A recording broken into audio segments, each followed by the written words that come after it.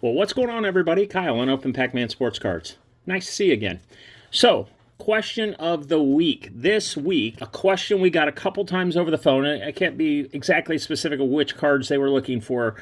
We get a lot of times folks will call, do you have something in stock? So, wax, unopened packs, those type of things, easy answers.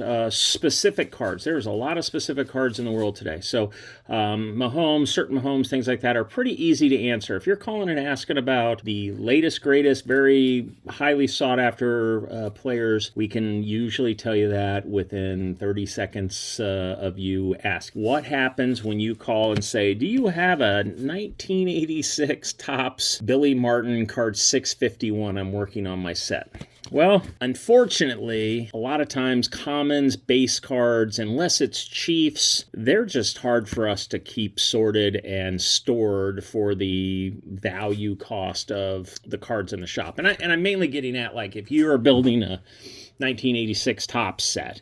We probably do have those cards, maybe in a storage unit, but not right on hand. There's a lot of difficulty in those older commons, keeping them in stock, organized, a lot of infrastructure, labor costs, those type of things, storage costs, the amount of space that we have here. Obviously, we want to maximize selling. So as a shop, for us specifically, we're not the greatest at that. If you're putting together sets from the 80s and 90s and you're looking for individual cards to cap off those sets, we usually will direct you to some online resources, some places like ComC, Beckett Marketplace, some places that have that infrastructure in place for them. Now, with that being said, there's some card shops out there, if you've never seen Burbank Sports Cards or heard of them on social media, I mean, they have 20 million cards in their inventory. They have everything organized by number, but they've been doing this for 30, 40 years. So once they got organized, they stayed organized, and they keep organized. But for us, that's a question we get every once in a while. It's mainly like someone's looking for, we know a guy whose father-in-law played in the majors in the 60s or played in the NFL, and some of them are just really kind of obscure. Do I wish we were better at it? Absolutely. Do I wish every card we had was in number order, easy to find? Absolutely.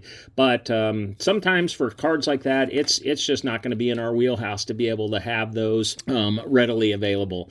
It is a time gone by in the hobby, I guess. You know, when you were in the 70s and 80s and you went to a card shop and they made Topps in 1986, they just made Topps. You weren't getting Topps and Topps Chrome and Topps Finest and Topps this. You wanted your cards to be organized. You wanted those customers to come in with your checklist so they could buy that Billy Martin card for a nickel or those type of things. And then, your cards, each of those commons potentially had value to be sold. But those older commons for sets, just really tough. We do have 70s and 60s and 50s ones in the shop and sorted out, so those are a lot easier. But if you're looking for commons from the 80s and the 90s, most likely we'll probably direct you to an online resource. Doesn't hurt to ask, though.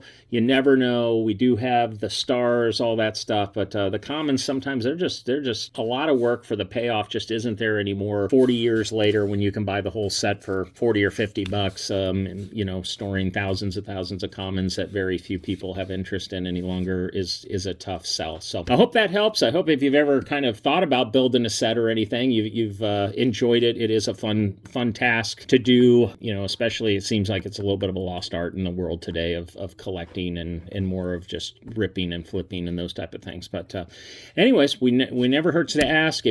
Speaking of asking, if you have any questions, drop them in the comments. We will gladly take a look at them and see about answering them in future videos. That's it for this week's question of the week. Good luck on the ripping.